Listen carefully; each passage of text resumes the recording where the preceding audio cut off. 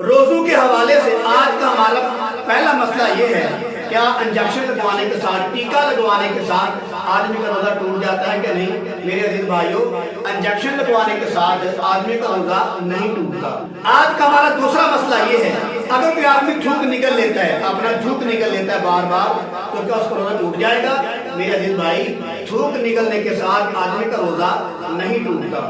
آج کا ہمارا تیسرا مسئلہ یہ ہے کہ روزہ رکھا ہوا ہے آدمی نے، اس کے منہ کے اندر کوئی چوٹ لگ گئی یا کوئی زخم ایسا جو ہے اس کی وجہ سے خون بہنے لگا، تو وہ خون اندر چلا گیا، کیا آدمی کا روزہ ٹوٹ جائے گا کہ نہیں؟ میرے عزیز بھائی، اگر اتنا زیادہ خون ہے اس کا ذائقہ محسوس ہو جائے، اگر وہ اس کے اندر چلا گیا تو آدمی کا روزہ ٹوٹ جائے گا۔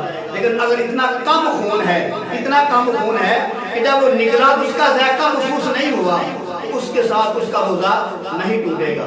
آگے مسئلہ یہ ہے، نزلہ و زکام کی وجہ سے جو بلغم اندر جاتی ہے، کیا اس سے آدمی کا روزہ ٹوٹ جاتا ہے کہ نہیں؟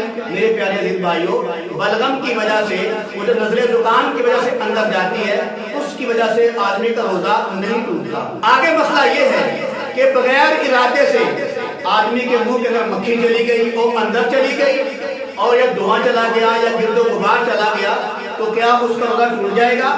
میرے عزیز بھائیوں، یہ غیر ارادی چیزیں ہیں، بغیر ارادے کے بھی اندر چلی جاتی ہیں کبھی کبھار، لہذا اگر مکھی بغیر ارادے کے اندر چلی گئی اور ایسے دھواں چلا جاتا ہے اور ایسے جو ہے یہ کٹا مٹی چلی جاتی ہے، اس کے ساتھ آدمی کا روزہ نہیں ٹوٹتا۔ آگے مسئلہ یہ ہے، گلوکوز لگوانے کے ساتھ، گلوکوز کی بوتل لگواتے ہیں بعض لوگ، کیا اس کے لگوانے کے ساتھ آدمی کا روزہ ٹوٹ جاتا ہے کہ نہیں؟ میرے پیارے عزیز بھائیوں، گلوکوز کی بوتل لگوانے کے ساتھ آدمی کا روزہ نہیں ٹوٹتا۔